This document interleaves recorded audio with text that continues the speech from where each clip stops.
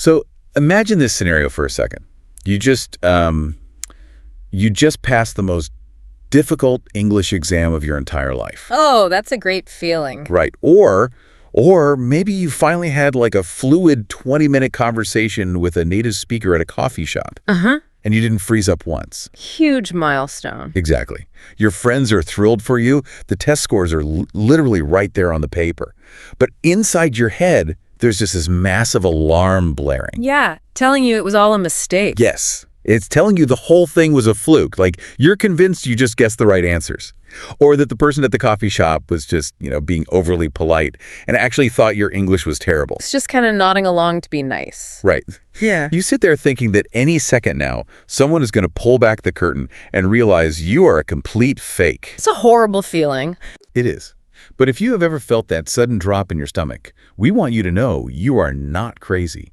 You're actually experiencing a psychological glitch that, it disproportionately targets really dedicated, highly intelligent people. Yeah, it's a really remarkable cognitive distortion. The outside world sees this clear, documented victory, right? But the internal world of the learner just feels like a crime scene waiting to be discovered. A crime scene, exactly. So welcome to today's deep dive. We've got a really interesting stack of notes today, all about this specific phenomenon. And I want to set the stage right away. We are tailoring this conversation directly to you, the English learner. Because we know you are putting in the hours. Yeah, you're grinding through vocabulary lists, trying to build a new skill totally from scratch. And since we're talking about the psychology of language learning today, we're going to keep our pace really deliberate. Right. And the vocabulary accessible. No drowning in academic jargon today. Definitely not. Our mission is to explore what this anxious feeling actually is, the psychological mechanisms behind why your brain does this to you. And most importantly, we want to give you the exact English phrases to help you own your success. So looking at the notes, they actually start with a highly specific case study, and I think it illustrates this perfectly. It involves an online podcaster, someone who teaches language skills. Okay, so someone pretty public. Very public. And their channel is growing rapidly. The subscriber count is ticking up every single day. The metrics all point to just, objective success. People are clearly getting a lot of value from them. Right. But the reality of their day-to-day life is completely disconnected from those numbers. Every single time this podcaster sits down to hit the record button, they suffer from this debilitating anxiety. Wow. Yeah, they're haunted by this secret dread that they're going to make a minor grammar mistake on air. They literally envision a scenario where a listener leaves a devastating comment saying, you don't deserve to be a teacher. That is so heavy. And there's actually a specific psychological term for this, right? This massive gap between actual performance and internal perception. Yes. It's called Imposter Syndrome. Imposter Syndrome. Exactly. And it is important to clarify, this isn't a recognized medical disease or some permanent neurological defect. It's not like a sickness. No, not at all. It's a cognitive pattern. Basically, individuals who experience this phenomenon, they systematically attribute their documented success to external factors. So they look at their high test scores or their growing audience, and they genuinely believe, I just got lucky. Yes, I just got lucky. That is the exact phrase. Let's pause on that concept of luck for a second because it just seems so irrational to me. I mean, if a podcaster has 100,000 subscribers or if a learner has studied for 3 years and passes certification, why does the brain actively reject that data? It's a really interesting question. Why default to, I just got lucky? Well, it really comes down to a self-protection mechanism in the brain. Think about it. If you admit that your success is due to your own hard work and your own competence, you raise the stakes for your future performance. Oh, I see. You now have a really high standard to maintain. Precisely. But if you convince yourself that your success was merely an accident, just a stroke of luck, you lower those expectations. So your brain is basically trying to protect you from the pain of a future failure. Yeah, by convincing you that you never really succeeded in the first place, you begin to feel like a fraud. A fraud. That's a great vocabulary word for our listeners. A fraud is like a fake, right? An imposter. Someone who has tricked everyone around them into believing they belong. Right, and so they live in this state of constant paranoia. They're terrified of being exposed. They're just waiting for someone to find them out. I hear this from language learners constantly, actually. They use this exact English phrase. I feel like a fraud. Yeah, it's incredibly common. It's Such a heavy sentence. And what's crazy is that even people who are objectively advanced speakers carry this weight. It's like, wait, it's like they've built this massive, beautiful, sturdy house, but their own brain convinces them it's just a fragile house of cards. That's a great analogy. And they spend every single day terrified that just a tiny breeze of reality is going to blow the whole thing down, right? Yeah. And that anxiety is just exhausting. And it creates a strange paradox, actually, because the higher you build that house, the more you learn and achieve, the further you feel you have to fall. Wait, so the fear of being exposed actually intensifies as you get better? Yes. Which feels completely backward. I mean, if I study for 1,000 hours, I should feel more confident, not less. Yeah. Why does the brain punish us for doing the work? So this brings us to a really fascinating concept from the sources. They call it the paradox of excellence. The paradox of excellence, okay. To understand why your brain punishes you, we actually have to look at who avoids this syndrome. The paradox of excellence. Okay. Truly terrible performers.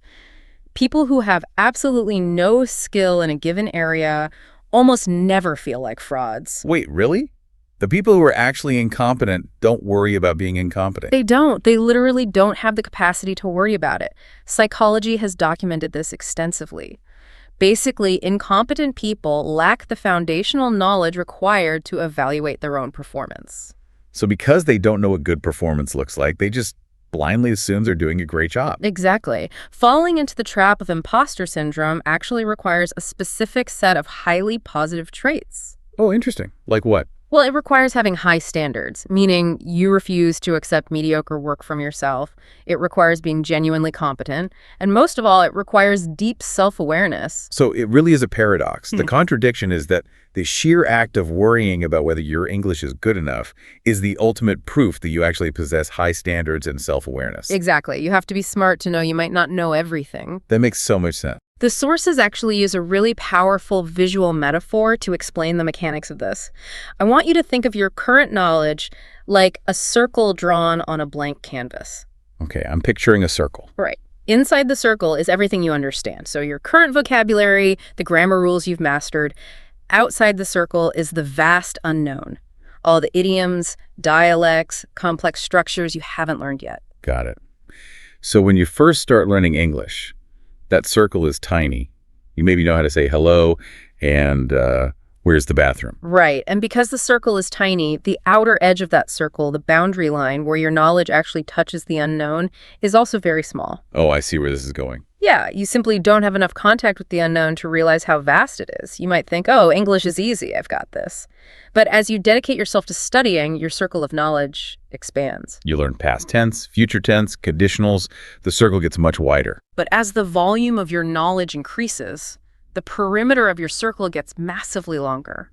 The boundary where your knowledge touches the unknown has grown exponentially. Wow. Yeah, you're suddenly brought into contact with entirely new realms of complexity that you previously didn't even know existed. So you feel like you know less, not because your skills are degrading, but because your perspective has widened. Exactly. You finally have the competence to see the blind spots you couldn't see before. That perfectly explains that phrase from our sources.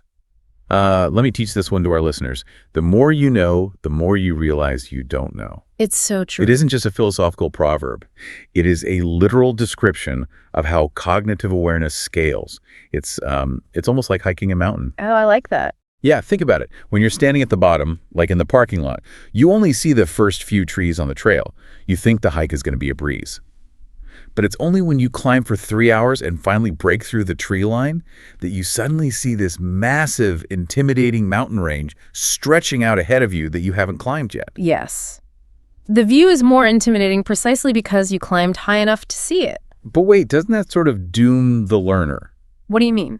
Well, if the circle keeps expanding and the perimeter of the unknown just keeps getting wider and wider, won't we just be paralyzed by this feeling of inadequacy forever? Are we just trapped feeling like imposters for the rest of our lives? No, thankfully no, because once you understand this mechanism, you can actively intervene. Okay, good. The sources don't just diagnose the problem, they offer a very specific intervention strategy to rewire how you process your own success.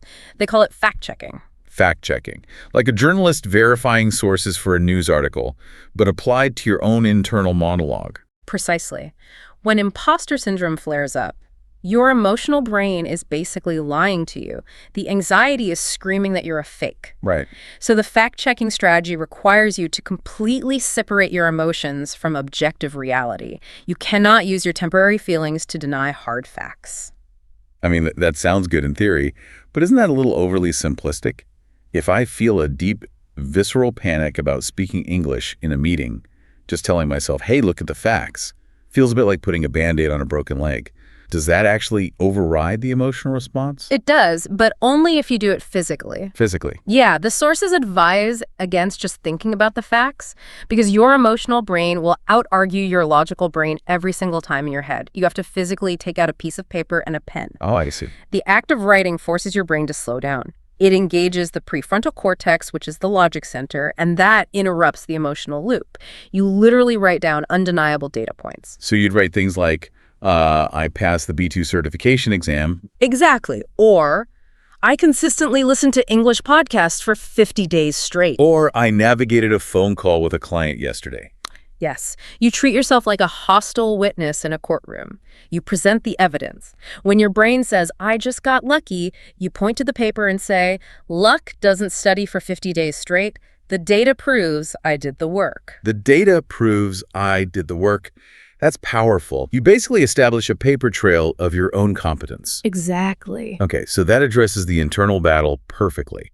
But the sources also highlight how this syndrome actively damages our external lives too, right? Particularly in how we interact with native speakers or teachers. Oh, definitely. There's a huge behavioral habit that language learners have to break, and that is the automatic rejection of compliments. Yeah, this is deeply ingrained in so many cultures, but it actively reinforces imposter syndrome. Because when someone gives you a compliment, carrying yourself down might feel like the polite or humble thing to do, but psychologically, it is destructive. The sources give a great scenario for this. Imagine someone walks up to an English learner and says, your English is beautiful. You communicate so well. I know exactly what happens next. Yeah. The immediate, almost panicked reflex of the learner is to wave their hands and say, no, my English is very bad. I make so many mistakes. Yes.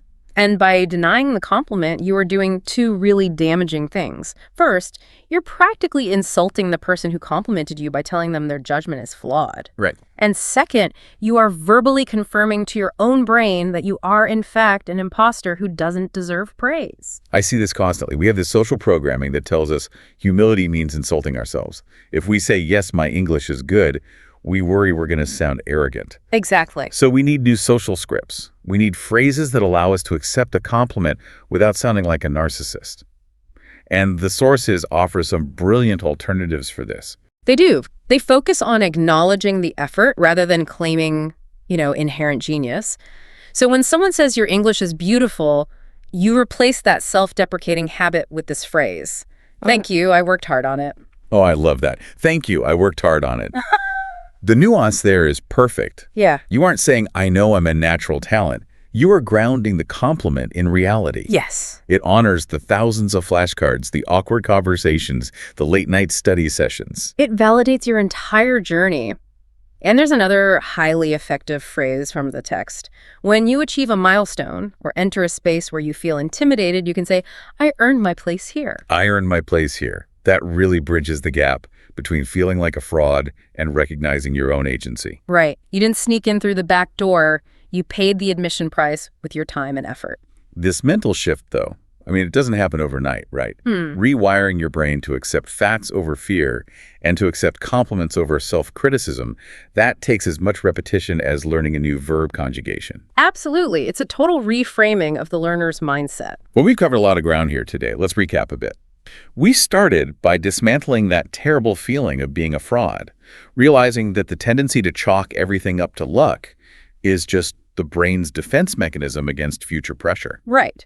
And then we examined the paradox of excellence. We saw clearly that your feelings of inadequacy are often a direct result of your expanding circle of knowledge.